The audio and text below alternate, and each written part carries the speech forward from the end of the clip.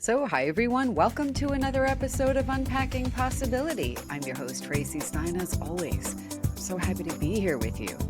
Today's guest is so interesting. His name is David Hulse. We're going to talk about all kinds of things, including and especially spirituality, our spiritual development in this era. I'm going to read a little bit from David's bio, and then he'll tell you more about his journey.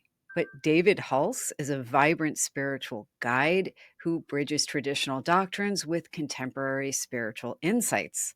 David has decades of experience as a minister, a teacher, an author, and a healer. And he's journeyed from a fundamentalist Christian upbringing to an inclusive spiritual vista that champions love over fear. I was going to read more of your bio, but I'd really like to have you tell more of your story. Sure. But welcome. Thank you. Thank you for having me. I'm looking forward to our time together and the direction the conversation is going to take today. Well, as you said in the bio, I came from a very fundamentalist Christian background of ministers and preachers and whatever. But when I look back to the earliest memory I have of being a conscious being, which is very young as a child, I felt a different connection to what was going on outside of me to what was happening inside of me, even at that age. So as I heard about this angry God and all of this Old Testament stuff, it just made no sense to me. And therefore, I believe that I call it conscious born. And what I mean by that, I think there is a massive souls on the planet that has come in through a different frequency or a portal to be incarnated this time in which they did not fall deeply into the sleep of the dream of illusion. And they've had a different rapport with time and space. So that's probably a lot of people we're speaking to right now who's felt that they never fit in, that there's different even from the family traditions. And it's not that somebody taught them that, they already knew that. So I think that is what's happening right now. It's kind of a call that's going out from the universe for us to begin to come together. Now, some call them light workers. Uh, I call them the first fruits of the harvest. But I believe that there is a people that are feeling an activation of codes that they made in agreements and contracts before they came into this time. So to answer your question is that I decided to follow the inner path rather than my outer path. And of course, there's always a price to pay when you do that, but it's rewarding if you do that. You really find a freedom that you don't find in trying to do that within the confinements of the simulation of the third dimensional world, which is resistance. So you've said a lot there, and I want to make sure everybody can follow along because it's kind of, it's deep stuff, Right. it's heady stuff, and I want to kind of set the stage a little bit because you did grow up in a, as you said, a fundamentalist Christian upbringing. You were taught about your purpose here and your soul and the idea of God and what it meant to be a good person from through a very specific kind of lens. Is that fair to say? That's very, very good. Yes. Okay. Totally. And you know, the 3D versus 5D, I know you'll lay out for us, but I kind of want to tie it into a little bit of what's going on, I think, in our world right now, is because it seems like, you tell me if I get it wrong, because I'm just kind of going with my understanding, but it seems like right now, especially, there's a very obvious split between really holding on to old ways of being.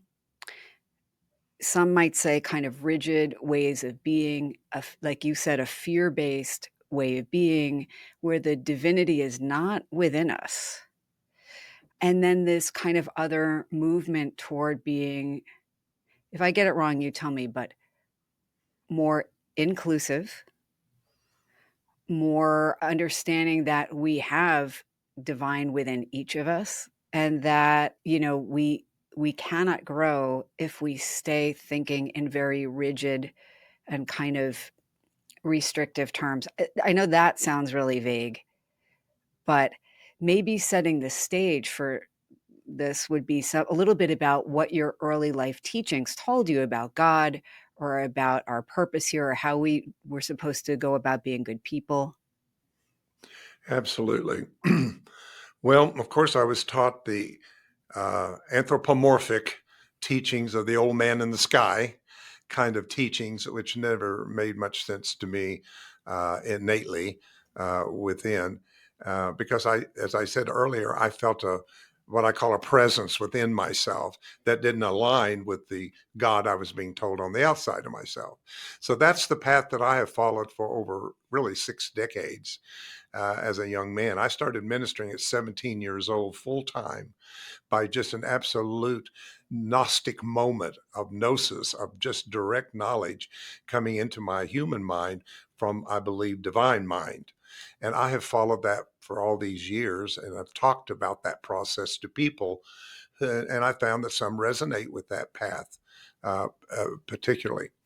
So I really think that I'm not alone at all, but I think people are waking up. And I think everybody thinks they want enlightenment and they want to wake up, but what are you waking up to? That's the question. I thought I was going to wake up and be in paradise. I thought I was going to wake up and be somewhere in some heavenly state, but I'm waking up to a world that I've called real, that no longer can I call it real. It's not, the popular saying of the new earth teachings that was so popular through Tolle really resonated with people and the mass consciousness, because I think we're looking for something that is breaking through, and I think the breakthrough is causing breakdown. And I was asked many, many years ago in meditation, do you want to try to use your ministry or your passion to try to fix what's breaking down, or do you want to assist in what's breaking through? And of course, what I think is breaking through is frequencies from higher fifth dimension and on is breaking into our third dimensional world.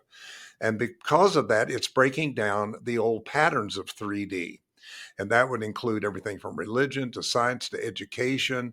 I mean, we got to learn new ways in which to reach the souls that are coming in today.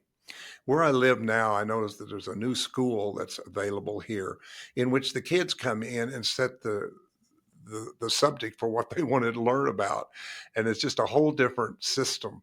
So I think new systems are trying to break through. Now, at the same time that's happened, you also have the ego world showing up. And that's the fear world, the world of separation, the world I'm not you and you're not me. And it's using everything from gender to race to orientation to everything to try to prove this separation that we have today. So people ask me all the time, I thought you said this is going to be one of the most spiritual times in our lives. And I still believe it's one of the most spiritual times in our lives. And how I know that it's spiritual is because transformation has begun. And one of the signs of transformation is always chaos and crises. And I've learned that through quantum physics, actually. For instance, I was reading about how one atom becomes another atom by first becoming unstable at the molecular level, and all the molecules are unstable and chaotic and whatever. But that has to be for them to reorganize into a higher state of the next level of their evolution to the next atom. Well, I think that's happening on the planet. I think that we're absolutely going into a state of chaos to become initiates to make this leap of our evolution into the next level of what it might mean to be a human being. So, as you're talking, I did look at some of your other interviews and I read your bio and, I was asking myself some questions that I had as you were talking. You mentioned 3D is like a fear-based world. I'm going to use my language. Again, you tell me if this doesn't resonate with you.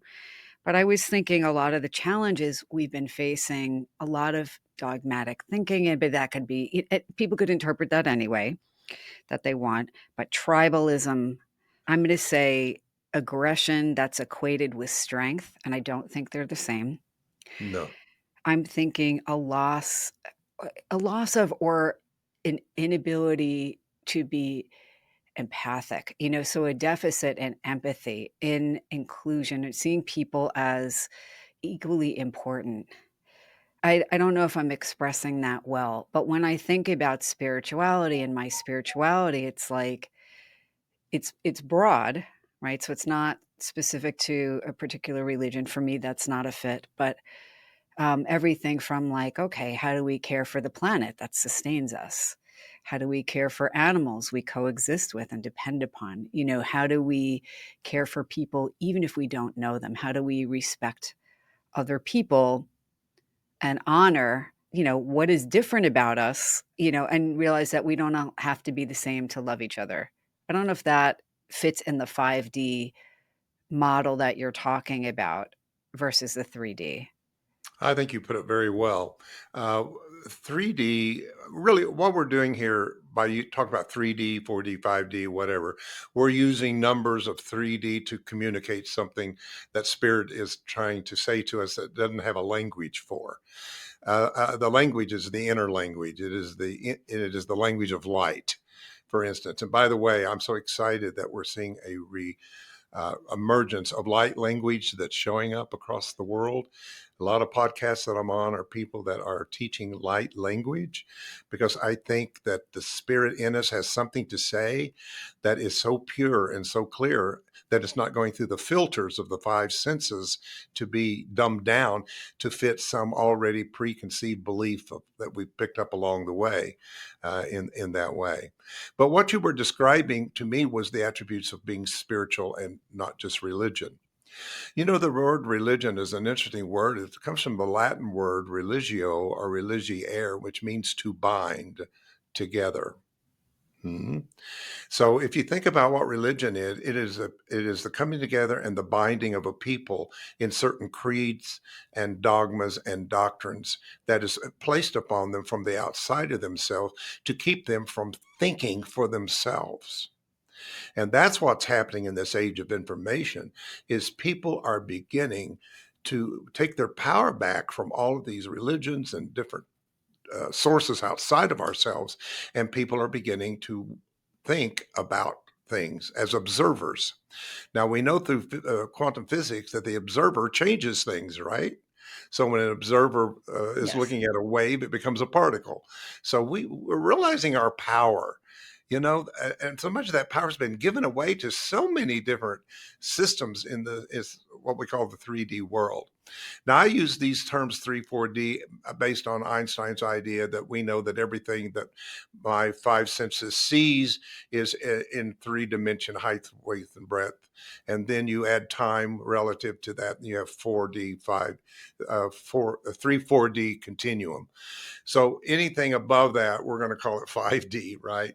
Because Okay. it means the next dimension of our evolution that uh, we're raising our vibration to stabilize it as the new norm. So instead of the old norm of fear and the old God judgment and all of that, now we're finding a gentle spirituality. And I'd like to say that actually what's happening for people who are becoming more spiritual than religious, common sense is kicking in. Common sense that I can learn from you if you're different rather than be intimidated by you if you're different from me. That you have a contribution to the whole of your unique incarnation as the gender or the race or the experience. And your story is so valuable. And it wasn't in religion. We weren't able to tell our stories. We had to listen to his story or his story. Well, I'm interested in my story or mystery. That's my story of my creation, coming out of a true created being that I really can't name or understand because it's far beyond my human understanding. But innate faith tells me it exists. And I think we're beginning to see that more and more as people are experiencing this awakening moment that we're in. As you're talking, I'm thinking of something, and I just briefly mentioned it before we began recording, but I think what you're referencing really is something we are seeing in the larger population and world. And that, I mentioned that I think this is Pew Research data, but the fastest growing religious group in the United States, at least, is that of spiritual but not religious. And, I just want to say, as my personal disclaimer, I know a lot of people find incredible community and comfort in religion. It is vital to their well being, it is an important part of their spiritual path. So I just want to say that even if it is not my path, I can understand and respect that it is a very important part of many people's paths. So that's kind of my disclaimer. But it's interesting. And I'm just disclosing this very obliquely before we started. I said, I want to talk about this topic in a way that's inclusive because I know that many people who listen to my show don't necessarily fall in one religious box or another, or even one Mm, gender box or another. And right. and so to me, when I hear what you're talking about, I think about that kind of like a big tent, like that has room for everybody. Again, that's just my wording, but Mhm. I like that. I think that the point where spirituality takes over religion in us is understanding who we are. That's the greatest truth is my true identity, who I am. And I think who I am is first a spiritual, energetic being that is whole. I do believe in some kind of intelligence, call it God or whatever you want to call it. I don't care what your name for it is. But we all innately know there's something bigger than ourselves. There's an intelligence of some kind that has made all of this happen to us. But I believe that because it's beyond my sensory perception, I'm going to call it spiritual. And that's what spiritual is to me. It's what's beyond the sensory world that I live in. And I just really like what you said. I think you put it very, very well. I don't want to come off as the enemy of religion. I've never had any bad experience with religion. I got out very early as a child, so I didn't have an experience of somebody kicking me out or whatever. I just followed the path out. But I want to say that I think religion belongs to, and I see people in three stages of their evolution. I see them as infant babes who need boundaries. If you're a baby, you need the playpen, you need the bed, you need the rails, you need to safeguard the house because they don't hurt themselves. And I think there's people entering at that level that religion gives them some kind of boundaries and gives them some kind of way in which they can find a definition within uh, a larger system of some kind.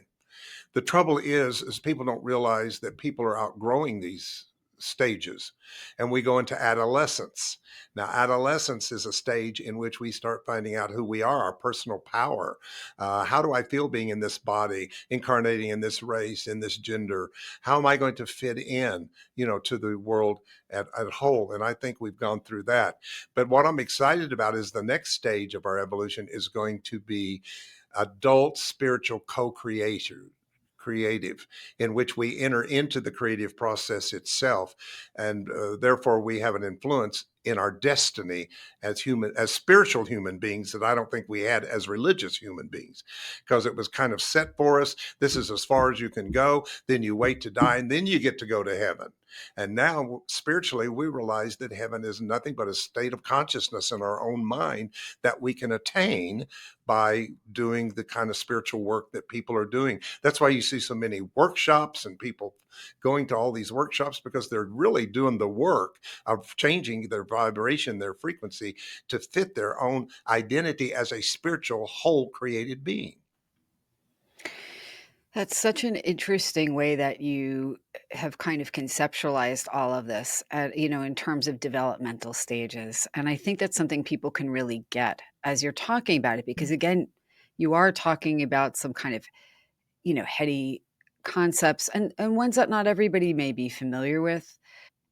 Just as an aside, when you were talking about consciousness, I was thinking, I am not a physicist, I'm a psychologist, but I, certainly have known physicists, and I know kind of what, a lot of people are talking about in that community is that consciousness is fundamental. So the consciousness is primary, and our world evolves from that. And that's a tough concept for most people to get or understand in a more practical way.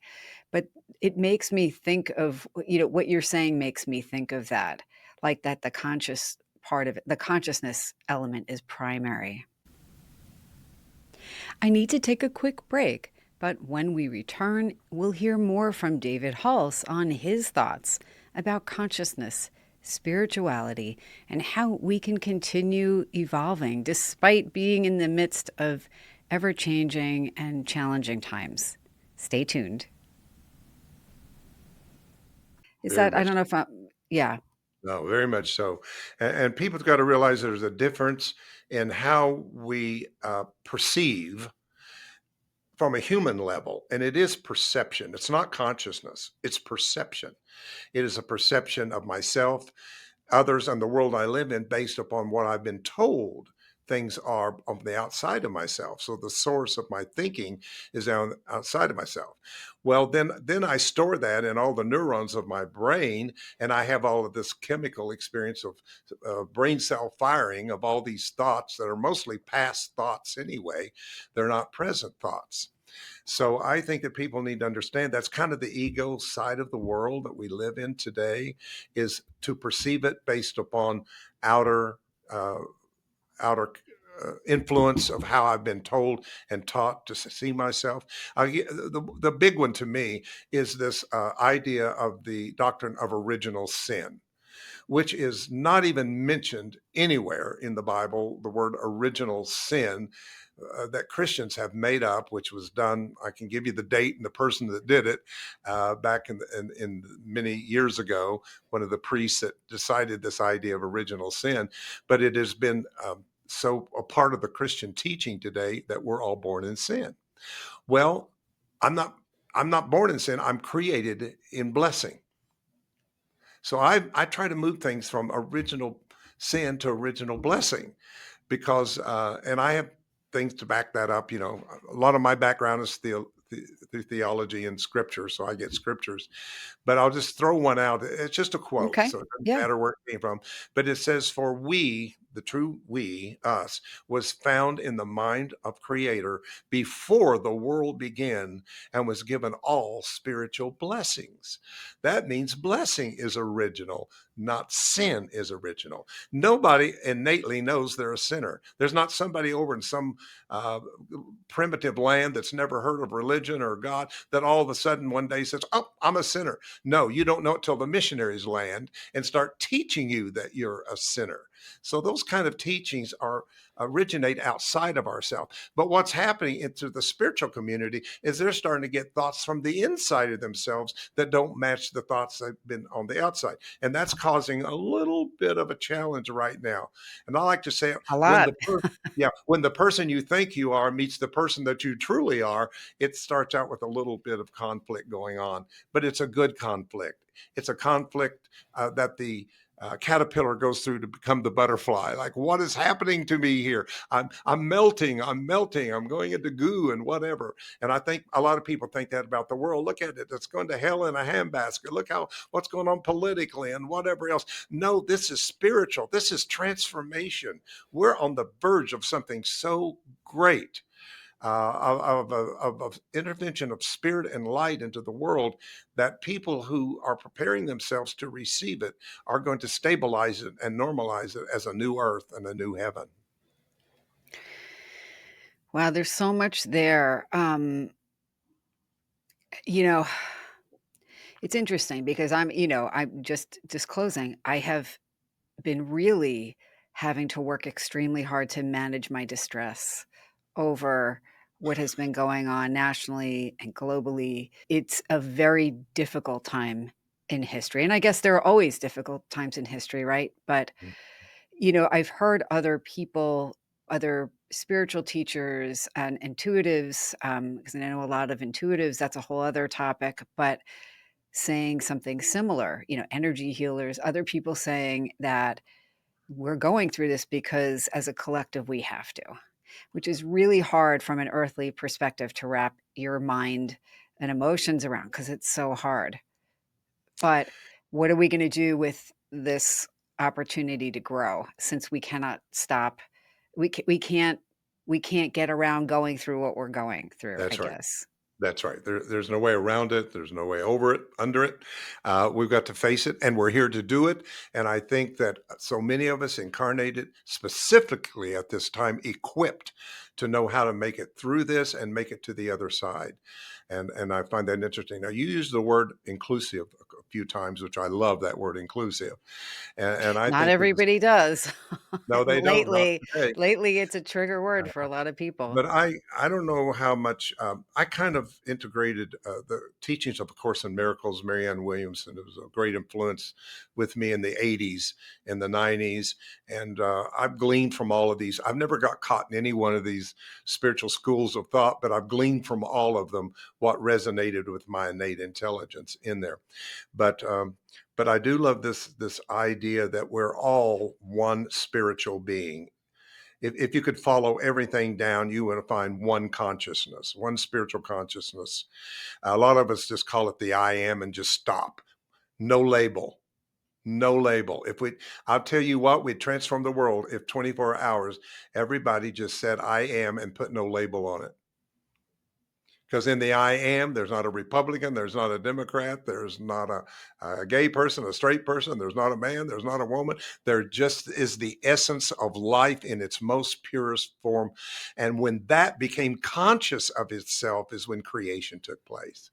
So consciousness of the infinite, the unmanifested, is the point of consciousness that is waking up in us. Now, some call it Christ consciousness. Call it again what you will. I'm not into these terms and names, but there is a part of our being that is a higher vibrating consciousness that has not been a part of our sensory consciousness that people are becoming.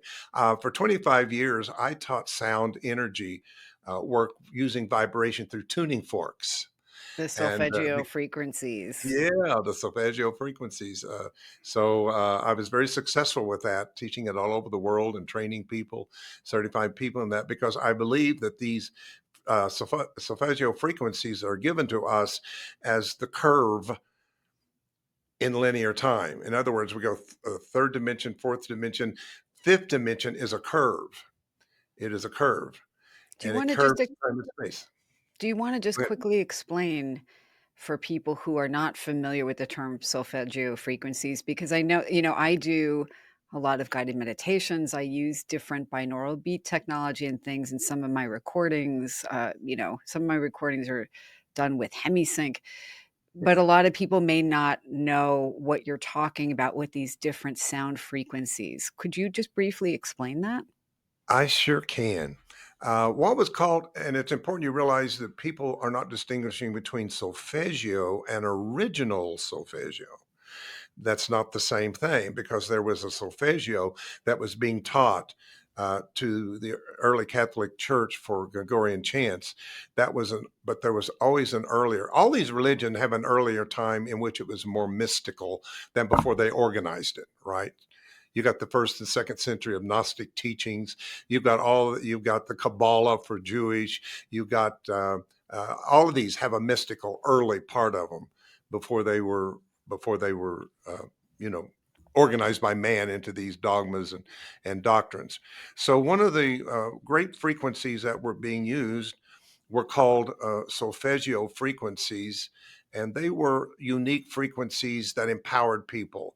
When people used these sounds and sang these sounds, they they felt more godlike than human-like. In other words, they felt their spirituality. They felt that higher part of themselves when they were played. And of course, like most things in 3D, we tend to take these things and to reorganize it into something else. And finally, somebody was brought in to change the method of teaching Gregorian chants, who did not like the first note that they were using in the solfeggio, which was an oot, or ut quint laxus in Latin, and said we can't have something that ends in a consonant. It's got to be a vowel. So ut was changed to do, and do became a deer. And now we have Julie Andrews in the meadow with the kids singing this watered down 12-tone temperament boxed in music of the West. Of the West. Okay. Yeah, that's why people, I think, are attracted more in meditation toward more Eastern sounds and whatever, because it's out of the box of 12-tone temperament music. So anyway, what happened to me is I got into DNA activation work very early in Okay. the 80s and heard about an, uh, a 528 hertz that was being used by biochemists to repair DNA. And I thought I have to have that frequency. Well, I couldn't find it in our scale at all. And so someone said, "Did you know you can have a tuning fork made in any that you want?" Well, by that time, I found there was 5 other frequencies that had been taken out of the church by the 17th century, called original solfeggio. And something just said in me, have them all made, have all the forks made. And I'm telling you, when I got those forks and held them in my hand, I stood at a fork in the road. Name of my book, by the way, Fork in the Road. And I knew everything was going to change. And I had built a very successful ministry. I had a lot of followers across the country that thought I'd gone crazy because I was going to use tuning forks now. But there's something about tuning forks that's a raw vibration.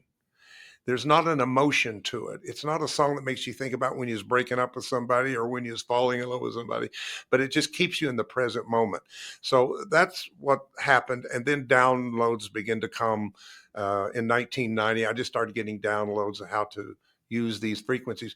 But what I heard was it's time to restore everything that's been edited out by man back into the end of this age. So this age can move into the next age fulfilled with no karma. And I forgive me, I just wanna make sure that for people who are completely naive to the idea of these frequencies, when you're talking about, a specific frequency, you're talking about hertz or cycles per second. It's literally the vibration of the music, and and, I have heard of people, and I have had the experience myself where certain frequencies of tone or music do make your body and mind feel differently and you can shift into a different state of awareness. I'm just saying this for people who are new to this. When I also do have the brainwave entrainment music behind my meditations, it's a similar kind of philosophy. You do shift your state of awareness, whether it's from normal waking awareness to more meditative or, relaxed and daydreaming and so forth, but there's an enlightenment type of feeling, if I'm getting this right, Mhm. to some of these very high frequency sounds and musical Certain compositions.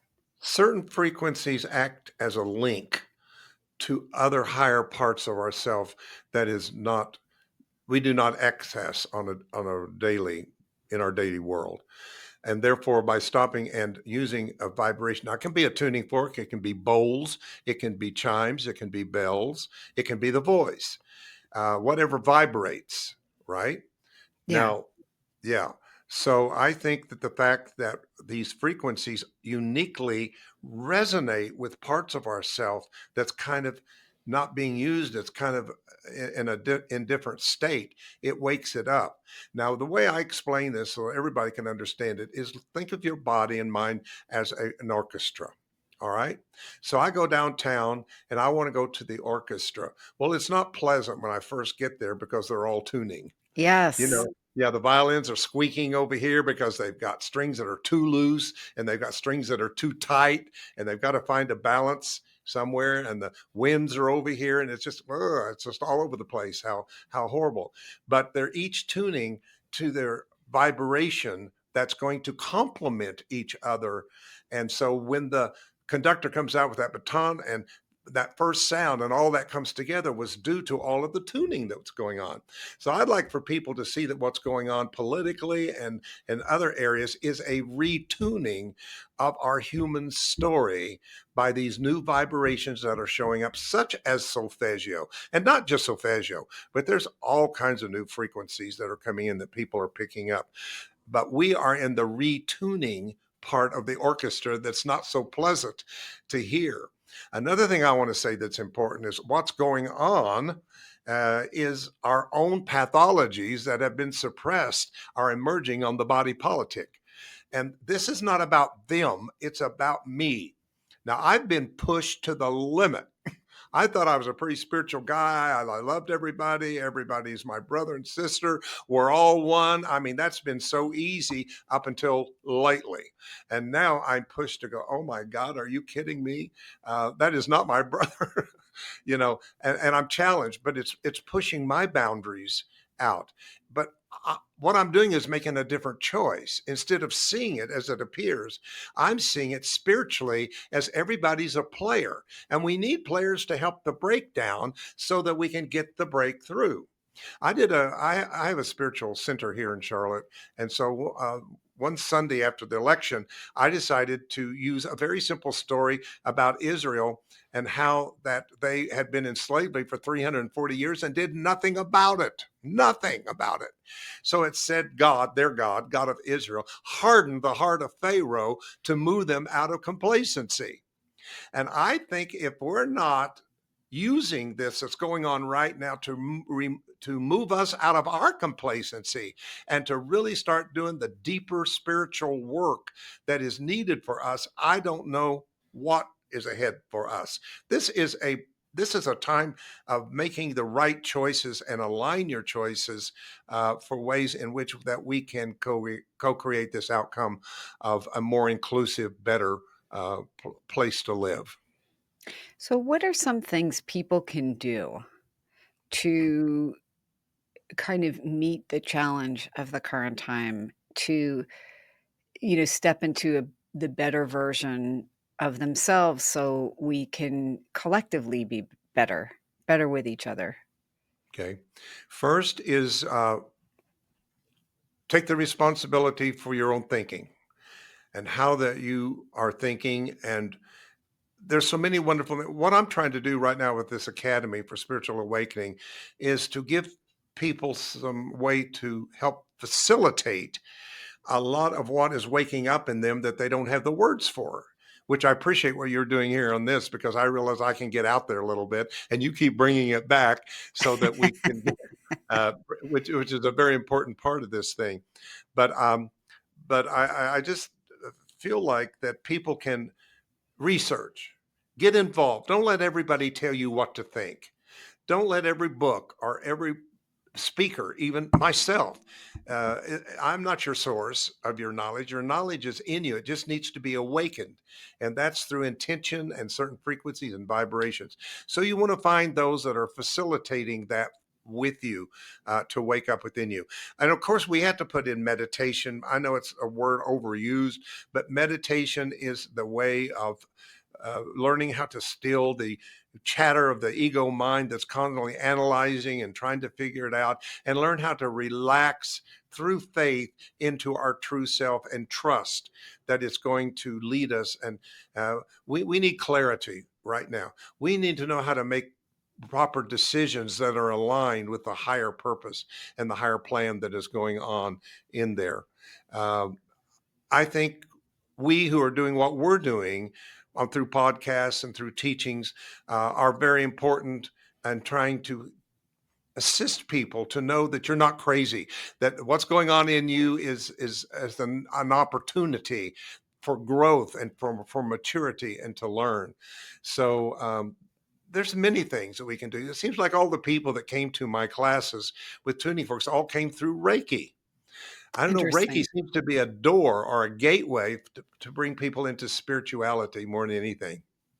So interesting. It's funny. You had a quote that you made, and you referred to the caterpillar kind of metaphor earlier a few moments ago. But I think you said something on another podcast that I thought, "Oh, that's such an interesting way to phrase this." Tell me if I get it wrong, I'm gonna paraphrase it. But it was something about, like, the caterpillar doesn't go through all of that to be a better caterpillar or something to that effect. Like, the idea is like, "Oh, we gotta break out of this and become a butterfly." Absolutely. So the caterpillar does not go through that to emerge as, as an enlightened caterpillar, is the quote. Uh, the caterpillar, I want you to imagine a caterpillar just nibbling along on a leaf for its entire life. It's just undoing all of its resources behind it until there's nothing left, and it's at the end of the leaf, and it seems like it's doomsday. I've gone as far as I can go. I can't take it anymore. And it's at that moment that something awakens in the butterfly called imaginative cells. Now, that is science that has named these imaginative cells. And that comes out of the goo of the breakdown of the caterpillar. And therefore, it begins to imagine itself in the next stage of its evolution of what it can become. And because of that, then it activates a different set of DNA that begins to give it a different pattern of how those chaotic molecules now starts reading a different blueprint. Well, I know this is big. I know this is big, but I do not believe we as Homo sapiens sapiens have reached our limit. We're still dealing with illness, disease, sickness, and oh my God, how much time do we give to these bodies, these 3D bodies? And I know within these 3D bodies is a different set of divine DNA that is awakening in us, and it's going to give us a different etheric pattern because when cells die and replicate, they read the etheric pattern. And that's what I taught people with tuning forks: change the etheric pattern, which is cause, and the body will resonate with effect to it. And that's called in the Bible resurrection. When we talk about Jesus as resurrection, that's all we're talking about is a higher vibration and frequency that raises us into a higher and better self. And that self awaits us. It's already there, it's already been created. But the work that we're talking about is what's going to help us to arrive at that place. It's called the law of resonance. When I resonate with truly who I am, who I thought I was will dissipate into the illusion from which it came from. So interesting, and again, a lot of a lot to think about there, and a lot to think about how we can each kind of, again, navigate these challenging times we find ourselves in, and, kind of find who it is we wanna be. I'm just just one last thought on that, like, I'm thinking, because I was talking to someone who recently who is struggling with, why do I feel like a lot of people feel this stuckness, this kind of like this kind of edgy feeling of, I know I want things to be different, and I know that I can't stay the same, and I'm not yet sure of what that's gonna look like or how I'm gonna get there.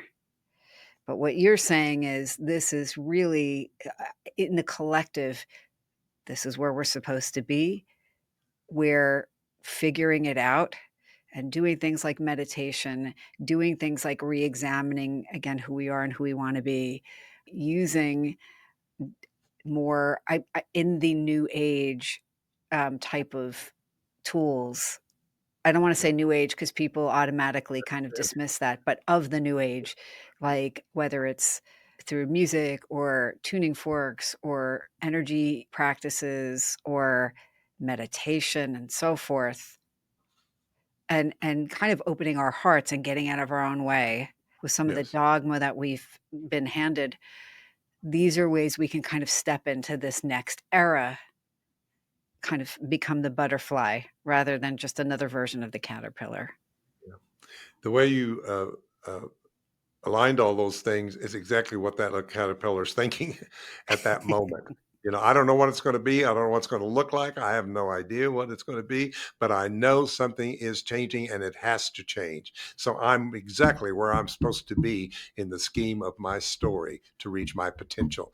And those listening to us right now, I really think if Spirit had a word for you today, it's you're exactly where you're supposed to be. You've attracted into your life all these different people that are there as opportunities to teach you and to make you stronger. And I think that we are totally in one of the most spiritually exciting times that we've ever seen. And if we can just hold that vision and not get sucked in, maybe a little less news, maybe a little less going down the rabbit holes. And really, I check in and see if the world's still here. And that's about it. But I'm not going to get sucked into this drama that is going on here because I don't think that's the final word. I think the final word will be diversity, love, and oneness. That's where we have to be going. There's nothing else to go to. Yeah, totally agree with that. David, I really appreciate your thoughtful and compassionate approach to spirituality, your inclusive approach to spirituality, and your encouraging message.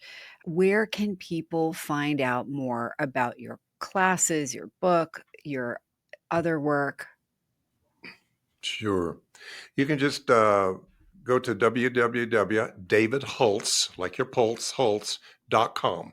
And that'll put you in the academy. And there's some free stuff that you can download to kind of get an idea of some of my classes that I'm offering on there. I'm really in the process of this academy of leaving my legacy of all these teachings that I've done for many years. But I'm trying to meet people where they are, all the way from Bible 101 to chakras to whatever we go. So there's something for everybody on there. So please check it out. And if you don't know about the Solfeggio and that kind of resonated with you, all you have to do is get online and put in Solfeggio frequencies. My company, which was Soma Energetics, which is still going. I'm still a part of it. I still do a lot of the video teachings.